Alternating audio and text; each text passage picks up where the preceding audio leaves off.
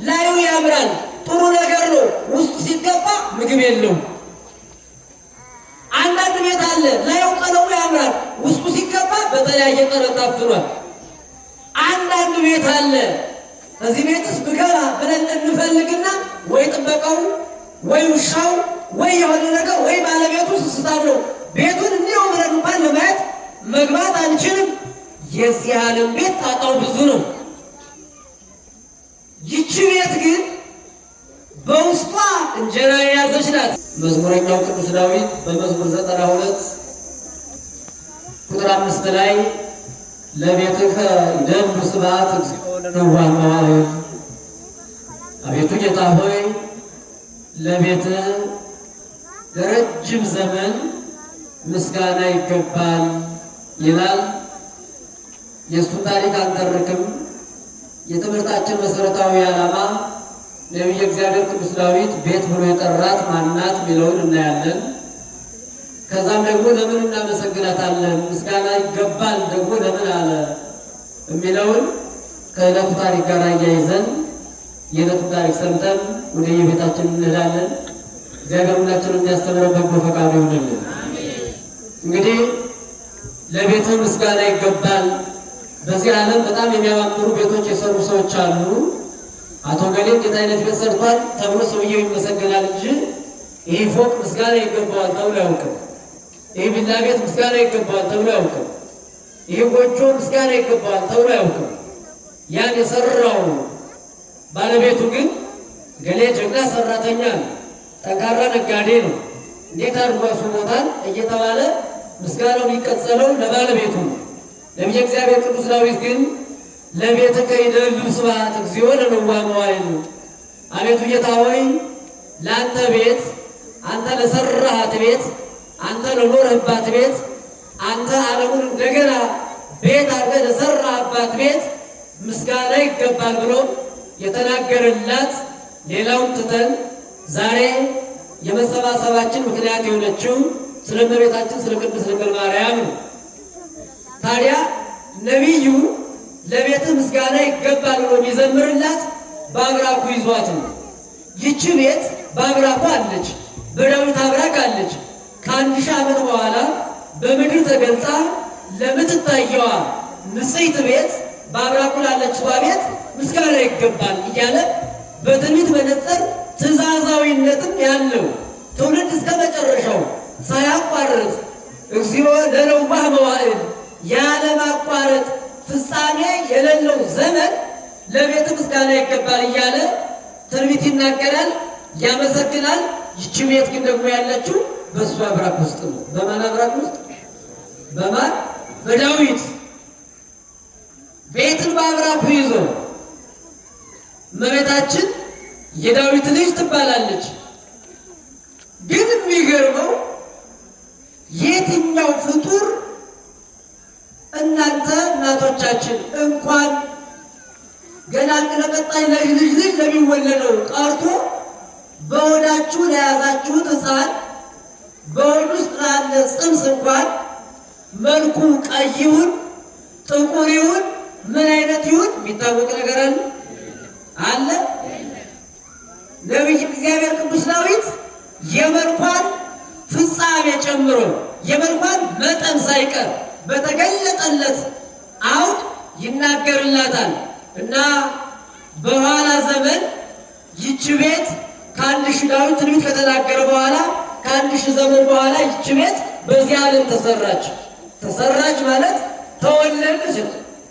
ያቺን ቤት እመቤታችን ድንግል ማርያም ናት እና ንጽሕት ክብርት ድንግል ማርያም ቤት ትባላለች። የማን ቤት? የእግዚአብሔር ቤት። ለቤትህ ምስጋና ይገባል። ቤት የተባለች ድንግል ማርያም ናት። ለቤትህ ያለው ክርስቶስን ነው። ክርስቶስ ቤት አለው በዚህ ዓለም ሲኖር።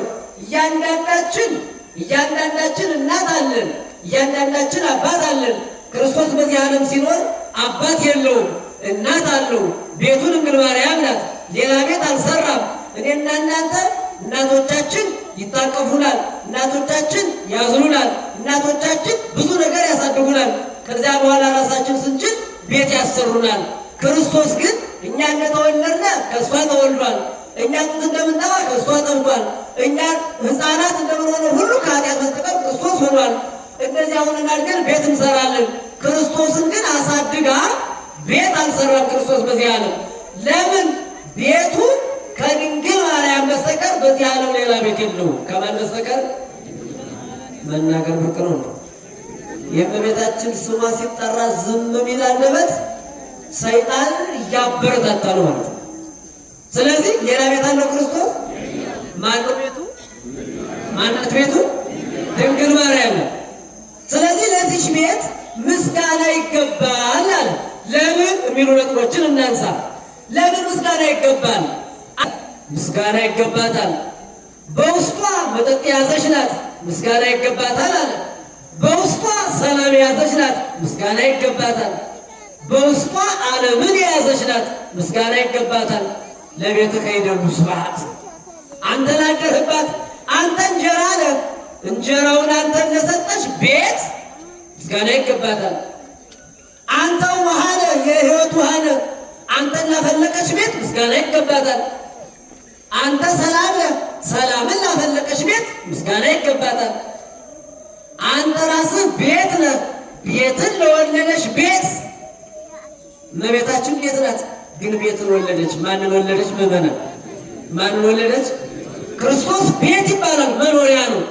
መኖሪያን ለወለደች እመቤታችን። ስለዚህ ለድንግል ምን ይገባታል? በማርያም ምን ይገባታል?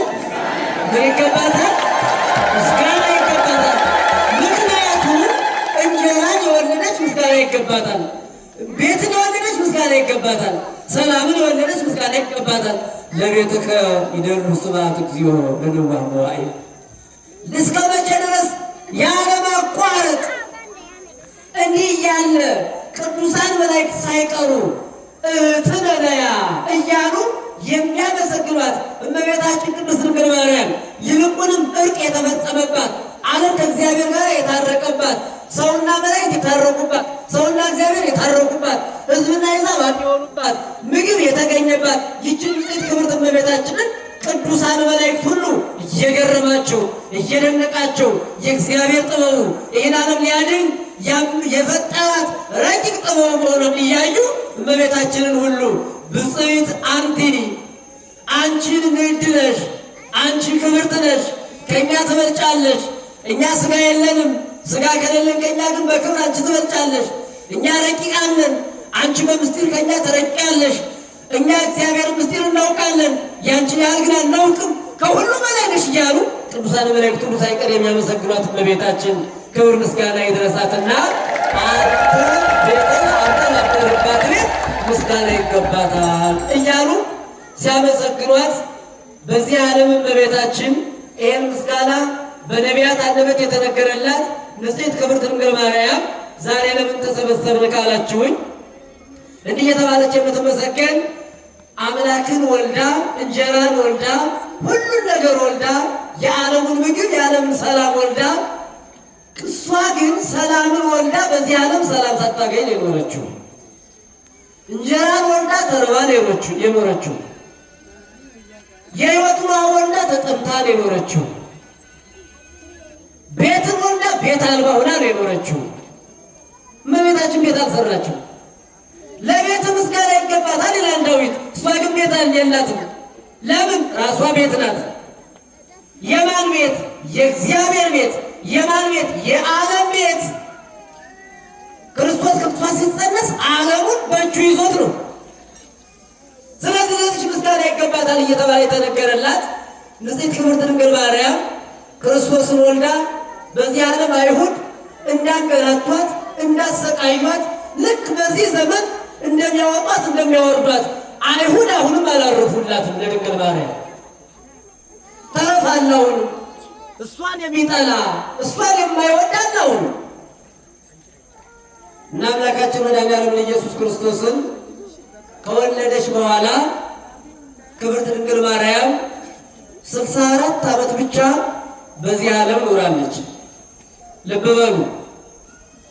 አባቱ አዳምን 930 ዓመት ያኖረ ጌታ እናቱ ድንግል ማርያምን 64 ዓመት ነው ያኖራት። እነ ማቱሳላ 969 ዘመን ያኖረ አምላክ እመቤታችን በዚህ ዓለም እንድትኖር የተፈቀደላት 64 ዘመን ነው። የእሷ ብቻ ምን ይገርማል? አምላካችን መድኃኒዓለም ኢየሱስ ክርስቶስም ከእሷ በግማሽ ቀንሶ 33 ዓመት ያክል ነው በዚህ ዓለም የኖረው።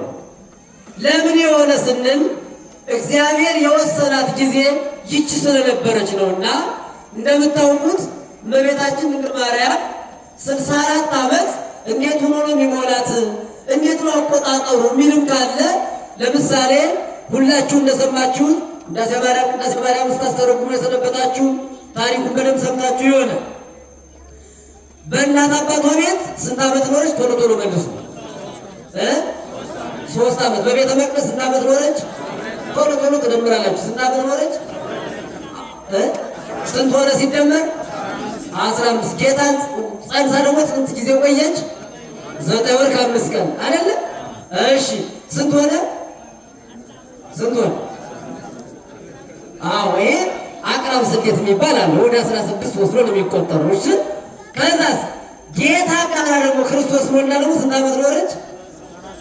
ከጌታ ጋር 33 ዓመት ከ3 ወር።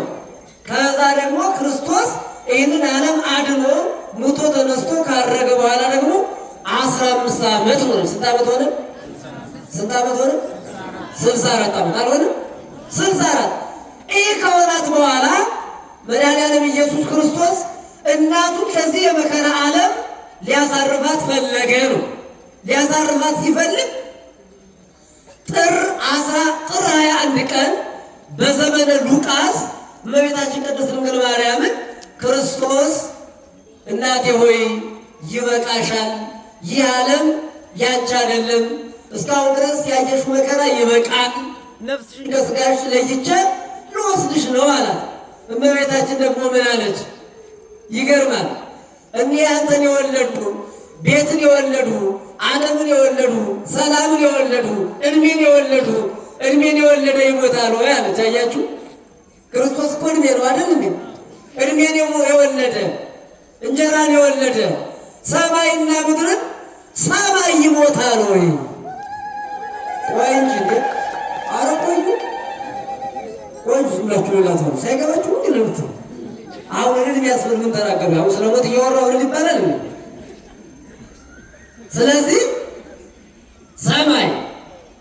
ሰማይ ናት ድንግል፣ ምድር ናት ድንግል። ከሰማይ ትበልጣለች፣ ከምድርም ትበልጣለች። አዎ ከሰማይ ትበልጫለሽ። ሰማይ እንዳልልሽ ሰማይ አንዳንዴ ሰማይም ቢሆን እንዲህ በሚታየው ነገር ሊበከል ይችላል። ቀና ብለን ስናየው ደግሞ ሰማይ ያልፋል፣ ምድርም ያልፋል። ስለዚህ ምድር እንዳልልሽ ምድር ያልፋል፣ አንቺ አታልፊም። ሰማይ እንዳልልሽ ሰማይ ያልፋል፣ አንቺ ግን አታልፊም።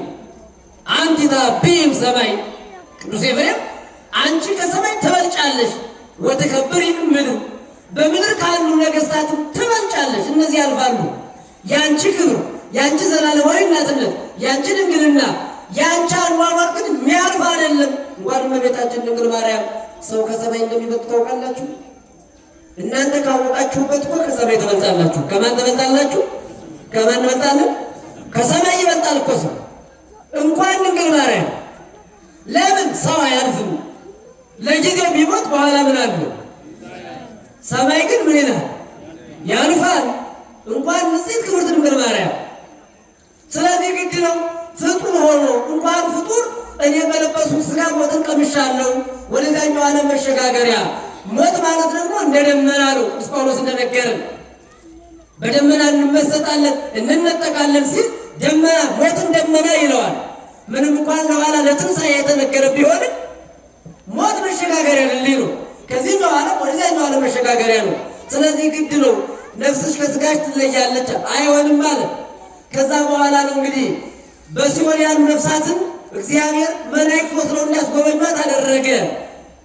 አሁን አንዳንዶች ይህን ስንናገር ተረት የሚመስላቸው ሰዎች አሉ።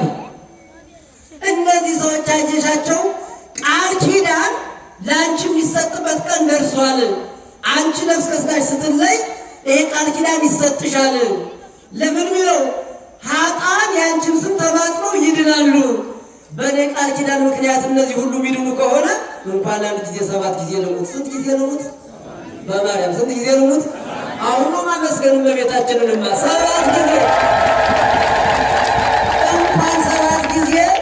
እንኳን 7 ጊዜ ያሳደገችና 3-4 ጊዜ እንጀራ ለመብላት ብንመላለስባት ትሰለቻለች እኮ። ምን ራስን ችለህ ነው ጋንድያ ተሰርታት ምንም ትላለችና እመቤታችን ምን አለች? 7 ጊዜ ልሙታለች። ይሄን ብላ ጥር 21 ቀን እመቤታችን አረፈች። ካረፈች በኋላ አይሁድ ካሁን በፊት ክርስቶስ ተነሳ፣ ሞተ፣ ተነሳ፣ አረገ እያሉ ሲመክሩ ኖሩ። ደግሞ አሁን ደግሞ እናቱ ተነሳች፣ አረገች እያሉ ይመጠብጡናል። ኑ ናውያ በእሳት ኑ በእሳት እናቃጥላት ብሎ አይሁድ ተሰባስበው መጡ። ያን ጊዜ ተውፋንያ የሚባል አንድ ከነሱ ወገን ጀግና ተብሎ የሚታሰብ የአልጋውን ሸንኮር ያዘ። ምን ለማድረግ? የእሳትን እናት በእሳት ሊያቃጥል። ማንን አልዋችሁ? የማንን?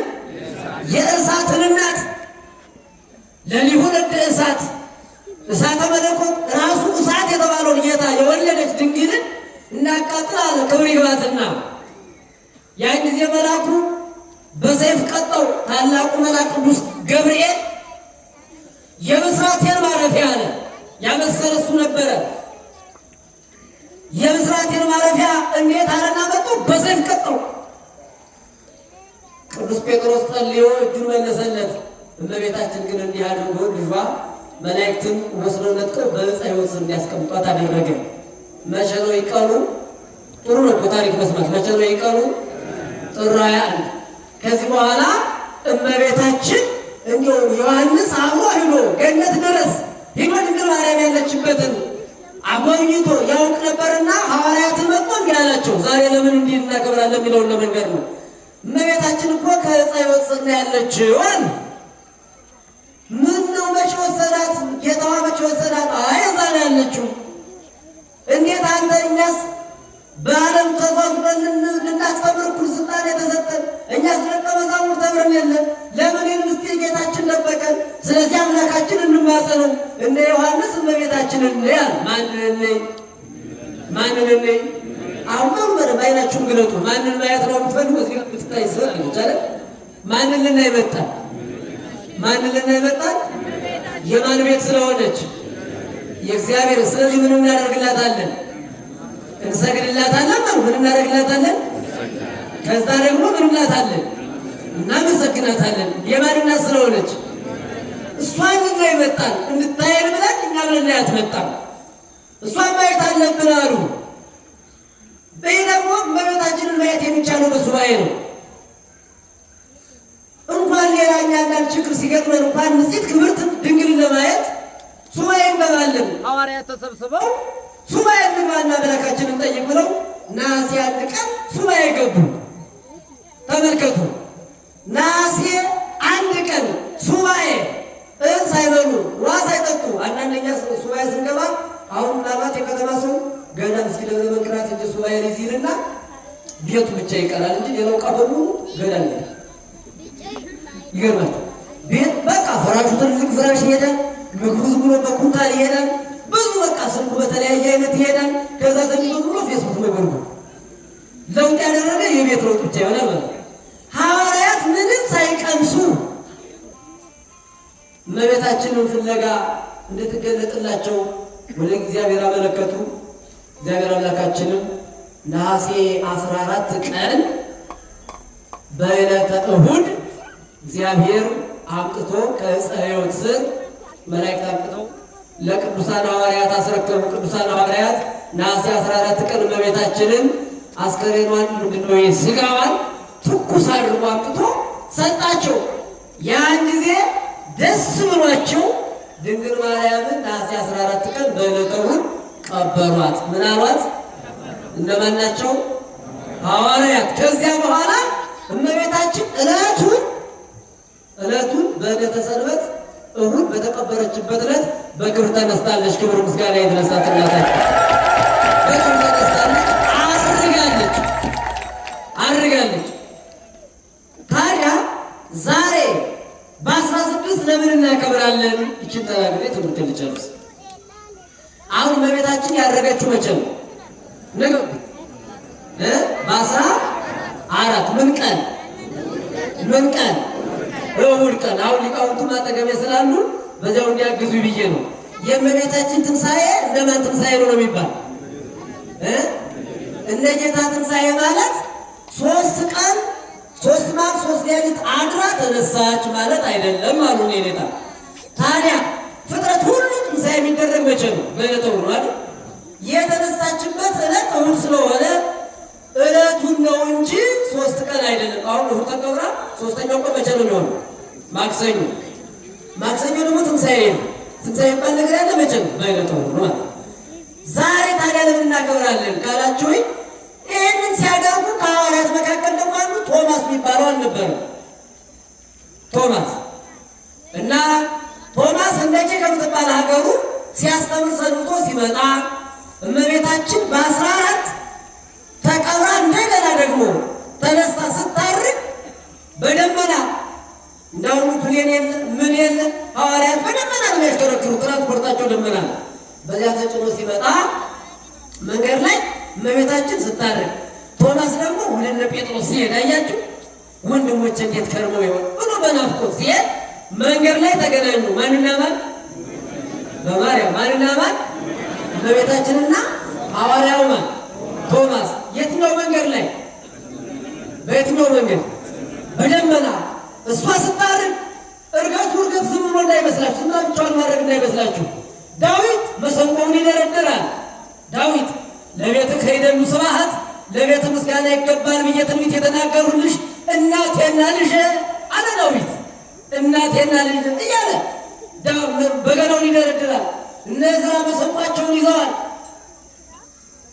ቅዱሳን መላእክት እህትንያ ይሏታል። ፍጥረታት በሙሉ እያመሰገኗት፣ ቅዱሳን መላእክት እያመሰገኗት፣ ደመናው ሰማዩ በብርሃን ተሞልቶ ማን ስታርግ የእግዚአብሔር ቤቱን ሲያሳርግ ሰማይዋ ወደ ሰማይ ስታርግ መንገድ ላይ ቶማስ ይህን ሲያይ እየገረመው ሲያልፍ መላእክት ስገድ አሉት። ስገድ፣ የእግዚአብሔር ቤት እኮ ናት፣ እመቤትህ ናት እኮ እመቤታችን እያደረገች እኮ ነው፣ አትሰግድም ምን አሉት። እንዴታ ብሎ ደነገጠ። ወፈቀደ ይለቅም ደመናሁ፣ ከደመናው ወጥቶ ሊወድቅ ፈለገ። ለምን? እንዴት የእመቤቴን ትንሣኤ ሳላይ ብሎ ማለት ነው። እንዴት አለ። እንዲህ አይነት ቁጭት ነው የሚያስፈልገው እኮ ምዕመናን። አሁን ብዙ የምንቆጭባቸው ነገሮች አሉ። የእመቤቴን ትንሣኤ ሳላይ ማለት፣ የእመቤቴን ታምሯን ሳልሰማ ማለት፣ የቤተ ክርስቲያንን ክብር ሳላውቅ ማለት፣ ወንጌልን ሳልማር ማለት። እንዲህ አይነት መቆጨት ያስፈልጋል። እመቤታችን ምን አለችው? ተው እንዳትወድቅ አለች ድንግል ማርያም። ተው እንዳትወድቅ። መቼም እሷ የትንሣኤ ምክንያት ነው። ሰው እንዳይወድቅ ነው የምትጥረው። ይሄን ያየ እኮ አንተ ነህ። ሌሎቹ ወንድሞች ሐዋርያት አላዩኝም፣ ቀበሩኝ፣ ስነሳ ሳርግ አላዩኝም። ይሄ እኮ ለአንተ ነው ድሉ። በልንካ ሰበኔም በዚህ አገር ገንዘው ቀበሩኝ ብላ ሰበኑን ሰጠችውና ቶማስ ደስ ብሎት ሄደና እነ ጴጥሮስ አጠገብ ወንድሞች እንደምን ሰነበታችሁ? አገልግሎት እንዴት ነበረ? እያለ የቆዩበትን ሲጨዋወቱ ሰነበተና እንዲሁ የሆነው ሆነና የእመቤታችን ነገር እንደምን ሆነ አለ። ቅዱስ ጴጥሮስ እንዲህ አላቸው፣ አልሰማህም? እመቤታችንማ ሙታ ቀበርናት አሉት። መርዶውን አረዱት። አያችሁ፣ መቼ ቀበራችኋት አለ። እሱ ግን ምን ይዟል አልኳቸው? ምን ይዟል? መቼ ቀበራ? መቼ ሞተች? ጥር 21 ቀን። እናስ እንዴ አሁንማ እኮ ጌታችን አምጥቶ ሰጥቶን ሱባኤ ገብተን ገንዘን ቀበርናት አለ። መቼ ሞተችቱ? በጥር። መቼ ቀበራችኋት? በነሐሴ። እስኪ በሉ አባባሉ ምንድን ነው የሚባለው? ሞት በጥር በነሐሴ። ምን ይሄ ቋንቋ ዝም ብሎ ሳይሆን ማን የተናገረው ነው ማለት ነው? የቅዱስ ቶማስ ቋንቋ ነው። እንዴት ሊሆን ይችላል? ሆነ አለ ቅዱስ ጴጥሮስ። ሆኗል፣ ተደርጓል። አንተ ደግሞ እንዲሁ ሁሌ እንደተጠራጠርከው በፊት ክርስቶስን ትንሣኤውን ብንነግርህ አላምንም ብለህ እጅ እሳት ውስጥ እንደገባ የክርስቶስን ጎን ዳስሳለሁ ብለህ እርር ኩምትር ብሎ ቀረ። ደግሞ አሁን ሰውን ትጠራጠራለህ። ያንተ ጥርጥር ማነው ጴጥሮስ አጓጓውን ይዞ ወደ መቃብር ይቆፍር ጀመረ። ማንን ለማግኘት? አሁን ለማግኘት ብቻ አይደለም። አያችሁ የሐዋርያት ትጋት፣ የጴጥሮስ ትጋት ልብ በሉ። ወንድሙ ተጠራጥሮ እንዳይሰናከል አሳይቶ ለማሳመን ነው። እስከ መቃብር ድረስ መቃብር ቆፍሮ ለማሳመን የጣረ ሐዋርያ ነው ቅዱስ ጴጥሮስ። በእውነት ለወንድሙ ሲል ማን የትኛው ሰው አሁን ቀብረዳችሁ ቆፍራችሁ አሳዩኝ ብልሽ ትላላችሁ እንላለን? አንልም። ጴጥሮስ አደረገው እና ቶማስ ግን ያዘውን ይዞ እስቲ በል ታገኛታለህ እያለ ዝም አለ። ምክንያቱም ስታርግ አግኝቷታል። ከዛ በኋላ ነው እንግዲህ ሐዋርያት ሲቆፍሩ አጧት፣ የለችም። ጴጥሮስ ደነገጠ። እንዴ ቀብረናት አልነበራል? አይ ሊፋታ ነው ብዬ ነው እንጂ በቤታችን ማከለ መላኩ ስመጣ ስታርግ አገኘኋት። መላእክት እያሸመሸሙ ሁላ ስታርግ አገኘኋት። አሁን ነው ለካ ለቤትህ ምን ይገባል? ለቤትህ ምን ይገባል? የእግዚአብሔር ቤት ማናት? የሁላችን ቤት ማናት? ለእሷ ምን ይገባታል? ምስጋና ይገባታል። ከዚህ በኋላ አሁን ጨረሱ ሐዋርያት። እንደገና ያንን ሰበብ ተካፍለው እያንዳንዳቸው ድውይ እየፈወሱ ሙት እያስነሱ ቆዩና በዓመቱ ለቶማስ የተደረገለት ለእኛም እንደገና ይገለጥልን ብለው በዘመነ ዮሐንስ እንደገና ሱባኤ ገቡ። ልክ በ15 ሲጾሙ ሰነበቱ እስከ 15። ከዛ በ16 ሐሙስ ቀን አምላካችን እግዚአብሔር ራሱ ወርዶ ያን ጊዜ ድንግል ማርያምን ጨምሮ ይዞ መጥቶ አንድ ነገር ሲሹ ሌላ ነገር መስጠት ለእግዚአብሔር ባህሪው ነው። ገንዘቡ የማያልቅበት ስጦታ የማያልቅበት አምላክ ነውና እሷን ይዞ መጥቶ መንበር አድርጎ ራሱ ቄስ ሆኖ ቅዱስ ጴጥሮስን ደግሞ ንፍቅ ቄስ አድርጎ እስጢፋኖስን ደግሞ ተራዳይ ዲያቆን አድርጎ ራሱ ባለቤቱ ቀድሶ ሐዋርያቱንም አቁርቦ በ16 የድንግል ማርያምን እርገቷንም አረጋግጦ ከዚህ በኋላ ዳግም ሞት የሌለባት ከፍጡራን ወገን ሞትን ድል አድርጋ የተነሳች እግዚአብሔር በክብሩ በፍቅሩ ያስነሳት በስልጣኑ ያስነሳት እሷ መሆኗንና ወትቀውም ንግሥት በየማንከ የእግዚአብሔር እናቱ ድንግል ማርያም በእግዚአብሔር ቀኝ ትቀመጣለች ብሎ የተናገረላት ነቢየ እግዚአብሔር ቅዱስ ዳዊት በክብር ተነስታ ዳግም ሞት የሚያገኛት መሆኗን ከዚህ በኋላ ስምሽን የጠራ ዝክርሽን የዘከረ አንቺን የወደደ በአንቺ የተማጸነውን መንግሥተ ሰማያትን አላሳጣውም ብሎ ነሷ። ደግሞ ሐዋርያትን የድንግልን ክብር ሽተው የድንግልን ፍቅር ናፍቀው ሱባኤ ገብተው የተማጸኑትን ቅዱሳን ሐዋርያትን ደግሞ እንግዲህ እናንተ ስማችሁን የጠራ እንደናንተ እመቤታችንን ያከበረ እንደናንተ እኔን ያስተማረ እንደናንተ ወንጌልን ያስተማረ እንደናንተ ሃይማኖትን ያጸና እንደናንተ በምግባር የቀና እንደናንተ ክፋትን ያናቀ እንደናንተ ይናለም የናቀውን ደግሞ አይከለከል መንግሥተ ሰማያት አገባዋለሁ ብሎ ቃል ኪዳን የሰጠበት ዕለት ነው። ክብር ምስጋና ለአምላካችን ይሁን። ስለዚህ ለቤትህ ምስጋና ይገባል አለ ነቢየ እግዚአብሔር ቅዱስ ዳዊት። ቤቱ ድንግል ማርያም ናት። ዛሬ ድንግል ማርያም አድርጋለች። ሞትን ዳግም አታይም። አንድ ጊዜ ተነስታለች። ከፍጡራን ወገን ትንሣኤ ዘጉባኤን የማትጠብቅ የኔና የእናንተ የተዋህዶ ክብር የተዋህዶ እናት ተዋህዶን ወልዳ ተዋህዶ ያደረገችን ቃልን ወልዳ የቃል ልጆች ያደረገችን መንግሥተ ሰማያትን ወልዳ የመንግሥተ ሰማያት ጃንደረቦች ያደረገችን የእግዚአብሔር እናቱ ድንግል ማርያም ቤቱ ትባላለች። ለእሷ ምስጋና ይገባታል። እንኳን አደረሳችሁ፣ እንኳን የድንግል በረከት ያበቃል። ስለዚህ የድንግል ልጆች ነን። እሷን እናከብራለን። እሷን የሚያመሰግን በእግዚአብሔር ዘንድ ይመሰገናል። እሷን የሚያከብር በእግዚአብሔር ዘንድ ይከብራል። እሷን የሚጠላ በእግዚአብሔር ዘንድ የተጠላ ነው። እሷን የሚረሳ በገሃነም ይረሳል። እሷን የማይረሳ ግን በመንግሥተ ሰማያት ሲወደስ ይኖራልና እሷን የእግዚአብሔር ቤት አመስግነን ክብር ወርሰን እንድንወት አምላካችን በጎ ፈቃድ ይሆንልን። የብፁዕነታቸው በላይ ይደርብን። ብፁዕ አባታችን ደግሞ ከእኔ የተረፈውን አቃንተው በሚገባ አድርገው በእውነት እግዚአብሔርን የምናመሰግንባቸው ትልቅ አባት ሰጥቶናል። ቅድም እንደውም መላካዬ ሲናገሩ ገዳማውያን አበው ወደዚህ መጥተዋል አብረው እያሉ ነበር። እኔም እያየኋቸው ነው። እንደው አባቶቻችን በበረከት ጎብኝተውናል አይደል? እውነት ነው አይደለም? እስቲ እውነት ነው የምትሉ ወይ አጭርጭ ባላለ ምለው ስሙ ምለው። አሁን አንድ ደቂቃ ስጡ። አባቶቻችን ከገዳም ሱባኤ ይዘው የቆዩ አባቶች በረከታቸው በእኛ ላይ አሳድረውብናል ምትሉ እስኪ ከፍ አድርጉ፣ ከፍ አድርጉ። አሁን እሳይ አባቶች መጡ ብሎ ማጨብጨብ ብቻ ነው። እኔ መልእክት ያለው መላካ ኃይልም አውቃለሁ የገዳሙ ፍሬ ናቸው። አብዛኛው እዚህ ወላይታ ሳይሆን ኢትዮጵያ መቼም በታላቁ አባት በብፁዕ ቅዱስ አቡነ ተክለ ሃይማኖት ያልተባረከ ከዛም በፊት ደግሞ በቀዳማዊው በአቡነ ተክለ ሃይማኖት የቀናች ሀገር ነው። ይህ ገዳም ታሪካዊ ነው። ገዳሙ አይረባም፣ እርግጠኛ ነኝ። እግዚአብሔር ቸርነት የብፁዕነታቸው ትጋት እስካለ ድረስ ገዳሙ አይራብም ብዬ አስባለሁ። ግን እናንተ በረከት ይቀርባችኋል። እኛው አባቶቻችን ያላችሁ እንዴት ያለበት ሳይሆን ቢያንስ አንድ ኪሎ ጥቂት ያዛችሁ ይዛችሁ ሄዳችሁ ብትጎበኙ እነሱ አይጠቀሙበትም፣ እናንተ ግን በረከት ታገኛላችሁ።